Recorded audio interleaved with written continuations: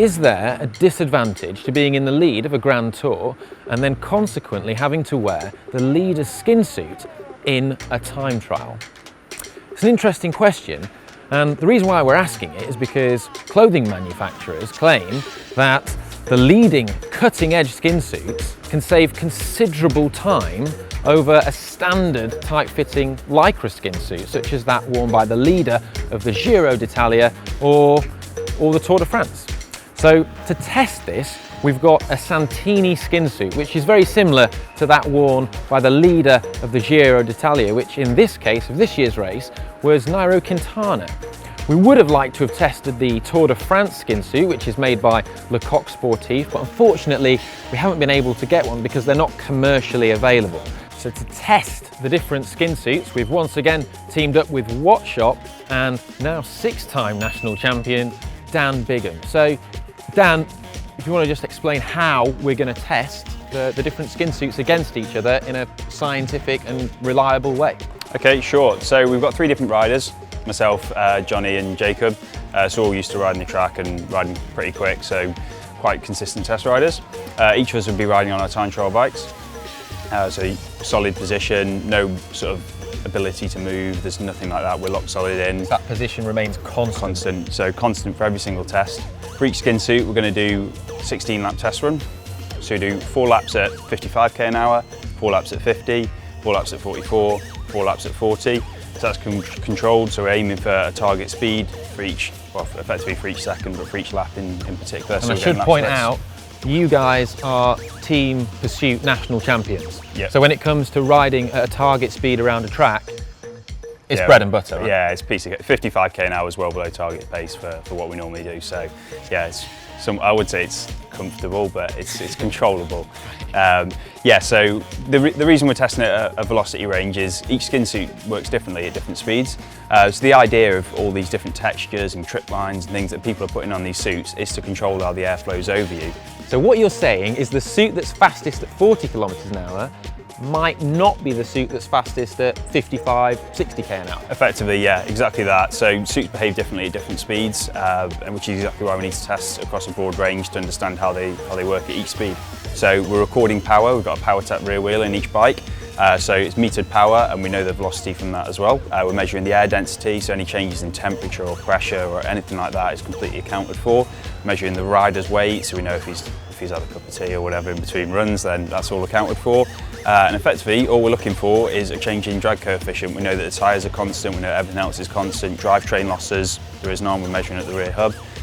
So yeah, we just go each second, how quick are you going, what power are you putting out, figure out your drag coefficient there. Next second, have you accelerated, slowed down, account for that acceleration or deceleration, and then do the same equation again, and just do this second by second for the test run. You've got for each 4 laps, and then we get your CDA value for each speed. Let's go do the testing and see what the results are. Yeah.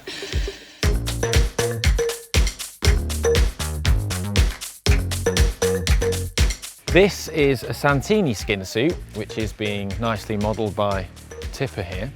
And the Santini skin suit is actually very similar to the one worn by the leader of the Giro d'Italia, albeit in a pink version, because Santini is the sponsor for that particular race.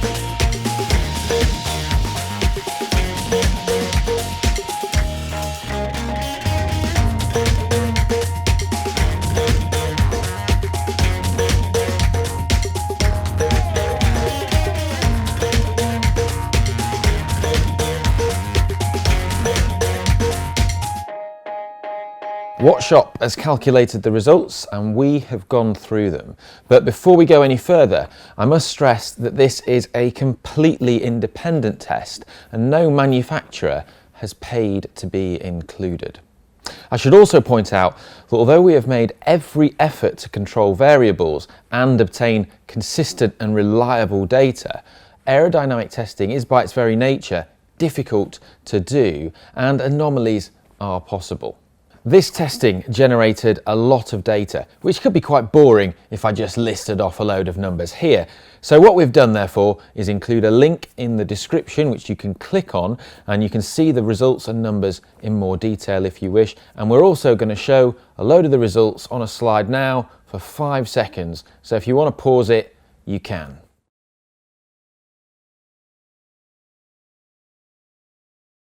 In simple terms, the suits ranked as follows when averaged over the 3 riders and factoring in all the different speeds. In 6th place was the Assos Chrono suit. In 5th place was the Santini Speed Shell, which was our baseline lycra suit, so a little bit surprising that was faster than the Assos. In 4th place was the Castelli Body Paint 3.3. In 3rd place was the Endura Drag to Zero Encapsulator, and in 2nd place was the Velotech Pro Aero, and in 1st place was the BioRacer Speedwear Concept TT. While our data suggested that certain suits were universally fast on all of our riders, such as the Velotech, BioRacer and Endura, other suits were faster or slower depending on who was riding it. A notable result was the Castelli 3.3, which was within 1 or 2 watts of the Endura and BioRacer on 2 of our riders, but over 10 watts slower on the other. Another observation is that the observed difference between the premium suits is on the whole small, within the region of 1 to 3 watts. However, the difference between the best performing suits and the basic lycra suit appears to be very significant. At 50 kilometers an hour, the BioRacer and Endura suits were 25 watts and 19 watts faster respectively over the Santini suit. The Assos suit surprised us too, as it appeared to exhibit similar performance to the Santini suit. With respect to drag, the performance of the suits at different velocities was rarely linear. In most cases, a trend was observed where the lowest drag coefficient was seen at around 50 kilometers per hour. Now, intended for use by pro riders, where the typical speed of a time trial is around 50 kilometers an hour, this makes lots of sense.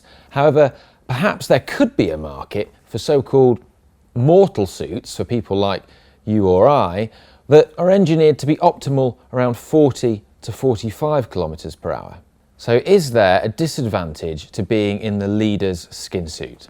Well, if we use the estimation that at 48 kilometers per hour, 1 watt is equal to 0.1 second per kilometer, then the outcome of the 2017 Giro d'Italia becomes a case in point.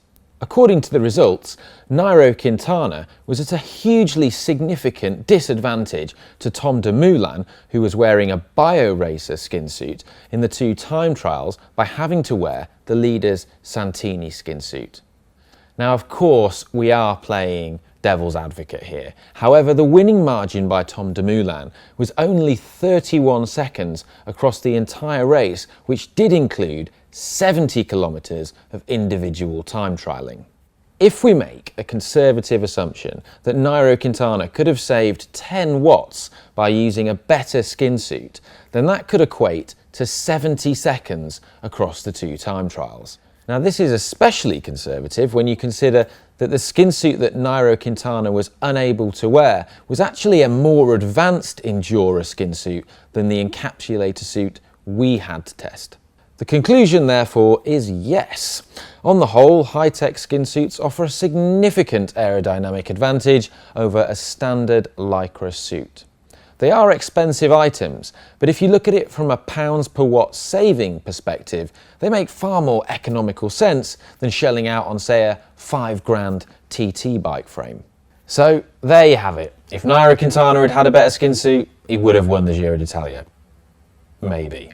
Either way, we hope you enjoyed the video, and if you'd like to see any other testing of various products, then let us know in the comments section, and please subscribe.